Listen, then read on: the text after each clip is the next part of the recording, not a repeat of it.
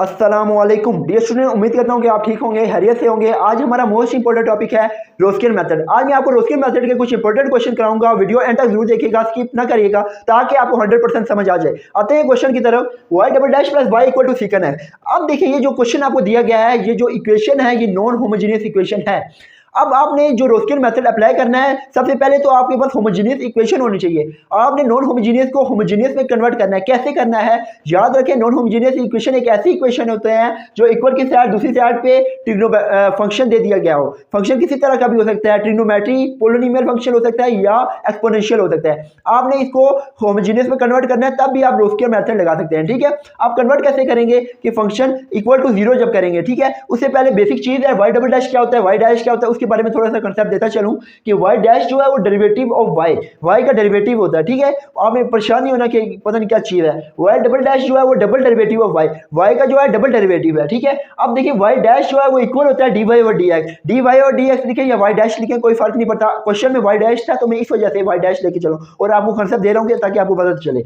अब देखिए, याद रखें कि वाई डबल डैश जो है वो डी वाई और डी एक्स का अगेन डेरिवेटिव लेंगे तो वो वाई डबल डैश होगा। ठीक है, अब उसको हम डी स्क्वायर वाई और डी एक्स इस तरह लिख सकते हैं, डी और डी एक्स, डी वाई और डी एक्स के साथ जब मल्टीप्लाई होगा ना, डी स्क्वायर वाई और डी एक्स हो जाएगा। ठीक है, अब उसके बाद याद रखेंगे, अब जो रोस्किन मेथड है, अब general solution of differential equation भी आपने पढ़ी होगी, उसमें लेट करना होता है डी और डी एक्स जो है वो एम के इक्वल होता है। तब भी तो वाई डबल डैश की जगह एम स्क्वायर वाई आता है या वाई डैश की जगह एम वाई आता है। किस तरह आता है, डी और डी एक्स की जगह हमने एम डाला होता है, पुट किया होता है। ठीक है, अब देखिए एम आ गया तो अब डी वाई डैश की जगह क्या आ जाएगा, डी वाई और डी एक्स होता है ना, डी और डी एक्स की जगह एम लिखा और साथ वाई तो है, वो एम वाई हो जाएगा। अब देखिए वाई डबल डैश की जगह आए, अब देखिए वाई डबल डैश में अब ये देखें डी और डी एक्स हैं कितने, 2 होते हैं। अब देखें डी और डी एक्स एंड डी और डी एक्स वाई है ना, तो 2 डी और डी एक्स है ना, तो आपने दोनों में एम पुट किया। देखिए मैंने एम पुट किया, डी और डी एक्स की जगह एम एंड डी और डी एक्स की जगह एम, एम स्क्वायर हो गया वाई, तो एम वाई डबल डैश की क्या वैल्यू आई है, एम स्क्वायर वाई। ठीक है, अब आपने सबसे पहला जो वैल्यू है, सबसे पहला काम है जो रोस्किन मेथड में, वो आपने क्या करना है, होमोजेनियस इक्वेशन बनानी है। अब लिखते चलें, कंसेप्ट हो गया clear, y double dash plus y equal to 0 आपने लिख दिया होमोजेनियस इक्वेशन। जो इक्वेशन बन गया कौन सी है बच्चों, होमोजेनियस। अब उसके बाद आपने क्या करना है पता है, आपने पुट कर देना है जो value y double dash and y dash की निकाली है, जो है वाई डैश है तो उसमें पुट करें, वाई डबल डैश है उसमें करें वाई डबल डैश की m square y plus y equal to 0। अब वाई कॉमन ले लें, m square plus 1 equal to 0। अब देखिए वाई इक्वल टू 0 हो गया और m square plus 1 equal to 0 हो गया। ठीक है, अब ये आप general solution of differential equation में भी पढ़ते आ रहे हैं कि जो y इक्वल टू 0 है वो क्या होता है, y equal to 0 is a trivial solution,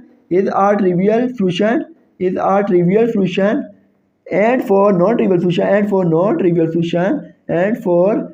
trivial solution auxiliary solution is. अब याद है कि नॉन ट्रिवियल सॉल्यूशन या एक्सिलरी क्या होता है, नॉन ट्रिवियल को आपने एक्सिलरी बोलना होता है। ठीक है, एक्सिलरी सॉल्यूशन ये होता है। ठीक है, नॉन ट्रिवियल ये है, नॉन ट्रिवियल ये है। ठीक है, सेकंड फैक्टर जो है वो नॉन ट्रिवियल है, नॉन ट्रिवियल को आप कहते हैं एक्सिलरी सॉल्यूशन। ठीक है, ये एम स्क्वायर प्लस 1 को आप सॉल्व करते हैं, m square plus 1 equal to 0। अब देखिए एम की वैल्यू हमने निकालनी होती है, तो अब देखिए m square is equal to क्या हो जाएगा, -1। अब देखिए, लेकिन आप देखिए जब स्क्वायर रूट लेंगे ना, एम स्क्वायर को खत्म करेंगे तो प्लस माइनस अंडर रूट -1 किसके इक्वल होता है, आप लिखते हैं अंडर रूट -1 किसके इक्वल होता है, अयोटा के। तो ये क्या हो जाएगा, प्लस माइनस अयोटा। अब एम की वैल्यू क्या आ गई, 0 plus iota and 0 minus iota, ये m की वैल्यू आ गई है। ठीक है, अब इसके बाद जो स्टेप होता है वो कम्प्लीमेंट्री सॉल्यूशन होता है। याद रखिए, अपने ध्यान में बिठा लें। सबसे पहला स्टेप होमोजेनियस, सेकंड स्टेप आपने y इक्वल टू 0 करना होता है, एम स्क्वायर वाई की value y double dash y dash की वैल्यू पुट करनी होती है, उससे आपने y इक्वल टू 0 दो फैक्टर आते हैं, एक ट्रिवियल होता है एक नॉन ट्रिवियल होता है। नॉन ट्रिवियल से आपने m की वैल्यू निकालनी होती है, फिर उसके बाद कम्प्लीमेंट्री सॉल्यूशन पे आते हैं। अब कम्प्लीमेंट्री सॉल्यूशन क्या है, फॉर कम्प्लीमेंट्री सॉल्यूशन इज। अब देखिए कम्प्लीमेंट्री सॉल्यूशन, याद रखिए कम्प्लेक्स नंबर का कम्प्लीमेंट्री सॉल्यूशन इस तरह निकालते हैं, y c is equal to e की पावर रियल नंबर, रियल क्या है 0, ये रियल होता है। अयोटा के साथ जो वैल्यू होती है वो इमेजिनरी होती है, रियल के साथ जो अयोटा आ जाए वो इमेजिनरी पार्ट होता है, और जो रियल नंबर एनी नंबर, ठीक है, कोई भी नंबर 100, 1000, लाख, 2 का लाख, जितने भी हो, तो ये 0 क्या है, रियल नंबर है। याद रखिए कम्प्लेक्स नंबर में आपने e की पावर लेना होता है, कोई भी क्वेश्चन आ जाए सबसे पहले e की पावर रियल के साथ x लिख दें। ठीक है, आप देखिए रियल के साथ x और आगे क्या लिखेंगे, C1 कॉस, इसमें याद रखें कि ये फार्मूला है C1 कॉस, ये आपने याद रखना है। और अब देखिए इमेजिनरी के साथ नंबर क्या है, 1 है ना, तो आपने लिखना है 1x लिखेंगे तो x हो जाएगा, ठीक है, प्लस C2 साइन x, ठीक है। अब उम्मीद करता हूँ ये समझ आ गया होगा। वाई सी किसके इक्वल हो जाएगा, e की पावर 0 1 होता है, C1 cos x plus C2 sine x। अब देखिए ये आपके पास क्या आ गई, कम्प्लीमेंट्री सोल्यूशन आ गया, ठीक है। अब देखिए कम्प्लीमेंट्री सोल्यूशन में से हमने क्या निकालना है, अब देखिए वाई पी, अब देखिए जो general solution of differential equation थी उसमें से हम वाई पी क्या करते थे, आपने कांस्टेंट की जगह आपने क्या सब्स्टिट्यूट कर देते थे, ए या बी कोई भी नंबर कोई भी वैल्यू वेरिएबल आप लगा देते थे कांस्टेंट की जगह। लेकिन आपने इधर हरगिज ये काम नहीं करना, आपने ये करना है कि for example y c is equal to, अब ये C1 Y1 plus C2 Y2। अब देखिए ये इक्वेशन बन गई है, ठीक है। जब आपने वाई पी निकालना होता है ना, वाई पी नेक्स्ट स्टेप जो करना होता है तो वो आपने इस तरह करना होता है कि जो आप देखिए y1 की क्या वैल्यू है cos x, C1 तो एक ही है ना, कंपेयर जब करेंगे तो कैंसिल हो जाएगा, ठीक है, वाई सी कैंसिल हो, जो बच जाएगा वो y1 और y2 की वैल्यू आ जाएगी, ठीक है। याद रखें 2 कांस्टेंट है तो y की भी 2 वैल्यू आएगी। अगर for example C1 C2 C3 होती तो y3 भी हम निकाल लेते हैं, ठीक है। तो आप देखिए y1 की क्या वैल्यू आई है हमारे पास, y1 की आई है cos x एंड y2 की क्या वैल्यू है हमारे पास sin x, ठीक है। अब y1 और y2 की हमारे पास आ गई है वैल्यू। अब देखें y1 और y2 आप लिख लें, जो फार्मूला होता है ना u1 is equal to integration of w1 over w dx, और सेकंड जो फार्मूला होता है u2 w2 over w dx। अब देखिए आपने w1 w2 निकालना है, ठीक है। अब देखिए w मैंने लिखा w इज इक्वल टू, अब w जो है वो आप याद रखें y1 y2, देखिए y की कितनी वैल्यू आई है, क्वेश्चन कितने हैं, क्वेश्चन 2 है, y की भी 2 वैल्यू आई है, तो आपने कोई चेंजिंग नहीं करनी, y1 लिखना है y2 लिखना है हर क्वेश्चन में, ठीक है ना, परेशानी होना इसी तरह सारे होंगे, आपने एक्सरसाइज करनी है। अब देखिए y1 इस तरह कर लिया, अब देखिए आपने इधर लिखना है y1 की क्या वैल्यू आई है आपके पास cos x और y2 की क्या है sin x, ठीक है, लाइन लगाई, ये डिटर्मिनेंट निकाल रहे हैं, ठीक है। W का क्या निकाल रहे हैं, डिटर्मिनेंट। अब डिटर्मिनेंट निकालने का यही तरीका है कि आपने सबसे पहले W की डिटर्मिनेंट के 2 डंडे डाले, उसके y1 y2 y1 का डेरिवेटिव एंड y2 का डेरिवेटिव। अगर इधर y3 भी होता तो सबसे पहले आपने सिंगल डेरिवेटिव लेना था, फिर उसके बाद डबल भी लेना था, ठीक है। अगर 3 वैल्यू आती तो y की तो फिर वो करना था। अभी आगे देखें cos का क्या डेरिवेटिव हो गया minus sin x and sin का क्या हो गया cos x। अब इसके डिटर्मिनेंट आपने 9th क्लास में पढ़ा होगा कि cos x के साथ मल्टीप्लाई हो जाएगा, क्या हो जाएगा cos स्क्वायर x, बीच में माइनस साइन होता है, और ये क्या हो जाएगा sin square x minus sin square x, तो प्लस हो जाएगा sin स्क्वायर x। अब देखिए ना ये माइनस इसके साथ क्या हो जाएगा, माइनस फार्मूले के माइनस के साथ प्लस हो जाएगा, तो cos square x minus plus sin square x के इक्वल होता है 1 के। अब आपके पास w की वैल्यू आ गई है, अब आपने निकालनी है w1 की वैल्यू। अब देखें याद रखें जो W1 का जो डिटर्मिनेंट निकालेंगे ना, तो W1 का मतलब ये आपने जेहन में बिठा लें कि जो कॉलम 1 है ना उसमें चेंजिंग करनी है, ठीक है। वो चेंजिंग इस तरह की करनी है, अगर आपके पास y की 2 वैल्यू हैं तो सबसे पहले आपने लिखना है 0f(x) और सेकंड आपने y2 और y2 एज इट इज लिख देना है, ठीक है, क्योंकि W1 है ना 1 में चेंजिंग करनी है, ठीक है। अब देखें उसके बाद आपने ये करना है कि 0f(x) क्या है हमारे पास secant x, फंक्शन ये है हमारे पास, ठीक है। अब y2 की क्या वैल्यू है हमारे पास sin x है, आपने लिख दिया sin x का डेरिवेटिव क्या होता है cos x। अब इसका डिटर्मिनेंट आपने निकाल लेना है, देखा फार्मूले का minus sin x secant x, ठीक है। अब देखिए secant x इसके इक्वल होता है 1 ओवर cos क्या होता है ना, आप इधर लिखें, मैं इधर लिखने लगा हूँ secant x is equal to 1 over cos x।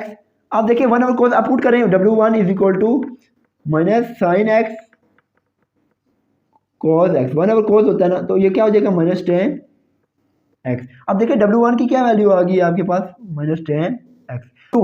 w2 कैसे फाइंड करना है, इसका मतलब है जो चेंजिंग करनी है सेकंड कॉलम में करनी है, ठीक है। अब देखिए y1 इसी तरह आएगा y1 का डेरिवेटिव, अब इसी तरह आप लें y1 इधर की है cos x and minus sin x होता है और 0 एंड secant x, ठीक है, फंक्शन की वैल्यू। अब आपने क्या करना है cos x secant x, उसके बाद क्या होगा माइनस 0 हो जाएगा, लिखने की जरूरत नहीं है। अब आपके पास क्या आया cos x और secant x 1 ओवर cos होता है ना, cos x हो जाएगा, ठीक है, ये 1 हो जाएगा 1। इसका मतलब है जो w2 है वो आपके पास क्या आया है 1।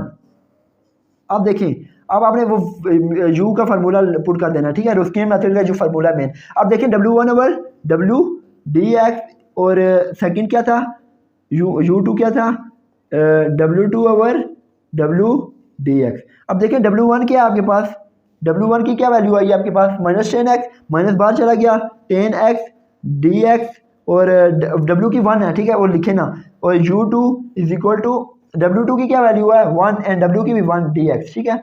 अब देखिए ये क्या आ जाएगा इज इक्वल टू माइनस, अब इंटीग्रेशन जो है 10 की वो होती है natural log of secant x, ठीक है। अब इधर लिखिए natural log of secant x.